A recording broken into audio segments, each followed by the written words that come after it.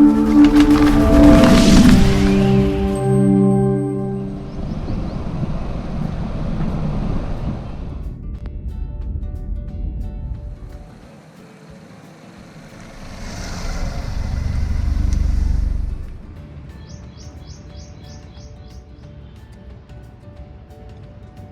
Morning sir. Good morning Vasant भैया। Hello and welcome. आज बज रहे हैं अभी सुबह के 7 और हम करते हैं वीडियो की शुरुआत। आज हम बात करेंगे रियल एस्टेट पर, क्योंकि इंदौर मुंबई को टक्कर दे रहा है प्रॉपर्टी में, रियल एस्टेट में। बिल्कुल। अच्छा, ये बताइए कि फिलहाल इंदौर में अभी कितने प्रोजेक्ट चल रहे हैं? नहीं, इंदौर में ऐसे गिने तो इंदौर में तो बड़े प्रोजेक्ट की अगर अपन बात करें तो 150 से 200 प्रोजेक्ट चल रहे हैं। अच्छा। और मिडिल जो एवरेज प्रोजेक्ट और बंगलेज वगैरह बनाने वाला है वो 400 से 500 बिल्डर्स काम कर रहे हैं इंदौर मार्केट के अंदर। अच्छा सर, आपसे नेक्स्ट क्वेश्चन है मेरा, जो रेरा है, रेरा अप्रूव्ड प्रोजेक्ट में लोगों का क्या विश्वास बढ़ा है फिलहाल? बिल्कुल बिल्कुल। रेरा एक ऐसा ब्रांड हो गया है जिसमें कि अगर आप कहीं पे भी कोई भी प्रोडक्ट खरीदते हो, रेरा के बारे में आदमी पूछते हैं, उसको कॉन्फिडेंस लेवल बहुत बढ़ गया उसके कारण। अच्छा। पूरे इंडिया के अंदर इसका एडवांटेज मिला है। कोई भी अच्छे प्रोजेक्ट्स या कोई भी बड़े प्रोजेक्ट्स होते हैं, बिना रेरा अप्रूव्ड आप काम भी चालू नहीं कर सकते हैं। रेरा हो गया, इसका मतलब ये हो गया कि 100% ये 100% कंप्लीट है इसके सब डॉक्यूमेंट्स वगैरह, तो लोगों का उसके कारण विश्वास बढ़ गया है। अच्छा अच्छा। और रियल एस्टेट इंडस्ट्री का रेरा पर क्या असर हुआ जो?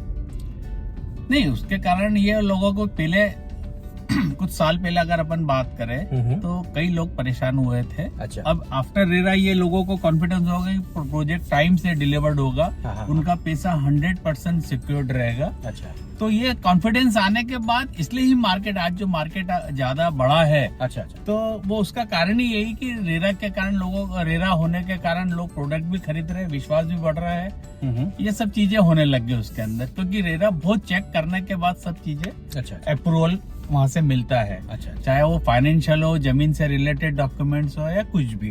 ठीक बात है आपकी। सर, एक मेरा मन में हमेशा सवाल रहता है कि जो हाई राइज रिहायशी इमारत जो होती है, इसमें लोग कौन सी मंजिल पर घर खरीदना ज्यादा पसंद करते हैं? शुरुआत में जब नए नए मल्टी स्टोरीज आई थी तब लोग ज्यादा ऊपर जाना को पसंद नहीं करते थे। अच्छा अच्छा। पर अब जो ट्रेंड आ गया है उसके साथ में हर आदमी चाहता है सबसे ऊपर के फ्लोर लूं। इनिशियली अगर अपन बात करें तो शुरुआत में अलग चार्जेस नहीं लेते थे। ठीक बात है। अब पूरे इंडिया के अंदर फ्लोर वाइज ऊपर जितने ऊपर जाते जाएंगे उसकी कीमतें बढ़ती जाती है। अच्छा अच्छा अच्छा। तो उस हिसाब से लोग अब सबसे ज्यादा लोग टॉप फ्लोर पे लेना पसंद करते हैं। ऊपर पेंट हाउस होता है, टेरेस होता है, तो मैक्सिमम लोग जितना हो सके उनकी कैपेसिटी के हिसाब से, वो फाइनेंशियली कैपेसिटी के हिसाब से वो ऊपर के फ्लोर खरीदना पसंद करते हैं। ठीक बात है। अभी जो विगत हम लोग 20 वर्षों के मुकाबले क्या आज घर खरीदना सस्ता हो गया है या हुआ है?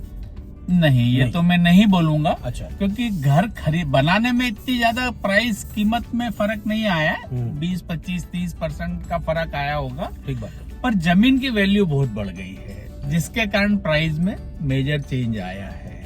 अदरवाइज अब जरूर ये पिछले 3-4 माह से प्राइस बढ़ रही है, कंस्ट्रक्शन कॉस्ट भी बहुत बढ़ गई है। अच्छा। तो अब जो इफेक्ट आएगा, ठीक बात है, वो बहुत ज्यादा आएगा।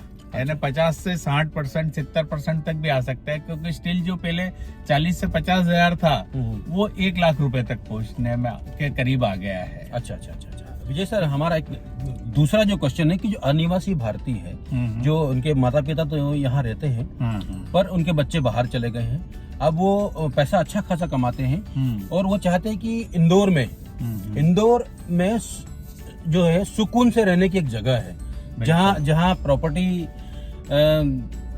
एक बार खरीद ली उसने तो चाहता है कि वो मेरी प्रॉपर्टी सेफ है और मैं वहाँ आगे जाके अगर बाहर से मैं आया तो यहाँ रहने के लिए रहा। तो उन एनआरआई द्वारा जो इंदौर में प्रॉपर्टी में इन्वेस्ट करने के लिए क्या रुचि दिखाई है? बिल्कुल बिल्कुल, आपका क्वेश्चन बहुत अच्छा है। ये इंदौर में अभी जितने भी परचेसिंग हो रही, ग्रोथ आने का एक रीजन ये भी है कि जितने यंगस्टर्स है, पहले तो प्रॉपर्टी खरीदने का जो एक एज थी जी, वो 50 साल 60 साल के आसपास थी। अब जो एज परचेस करने की प्रॉपर्टी हो गई वो हो गई 30 से 40 साल के आसपास। अच्छा। मैक्सिमम यंगस्टर्स लोग जो भी फॉरेन गए हो, एनआरआईज है या इंदौर से बाहर गए हो, हैदराबाद, बेंगलोर, ये जितने भी आईटी प्रोजेक्ट है ये सब लोग अभी मैक्सिमम लोग इन्वेस्ट कर रहे हैं और इंदौर में मैक्सिमम ज्यादा बेनिफिट मिल रहा है इसका, क्योंकि आज जो यहाँ की प्राइजेस है वो कंफर्टेबल जोन में है। ठीक बात है। तो जो बनिस्बत बड़े सिटी के मेट्रोज में आज उनको वहाँ खरीदना वहाँ 1.5 करोड़ से स्टार्ट होती है, यहाँ पे 30-40 लाख से लेके स्टार्ट कर सकता है। तो उस हिसाब से अपन देखें तो मैक्सिमम आईटी बच्चे और जो बाहर है उसके अलावा भी दूसरे बिजनेस में है वो सब प्रॉपर्टीज खरीद रहे हैं और ये राइट जरिया है, क्योंकि उनको कॉन्फिडेंस लेवल अगेन रेरा के कारण बढ़ गया है। अच्छा। पहले वहां बैठ के उनको मालूम नहीं पड़ता था, online they see the projects कि क्या है क्या नहीं, तो उनके लिए बहुत इजी हो गया खरीदना। तो वो बेनिफिट है और उसके कारण ही अभी मार्केट ग्रोथ हो रहा है।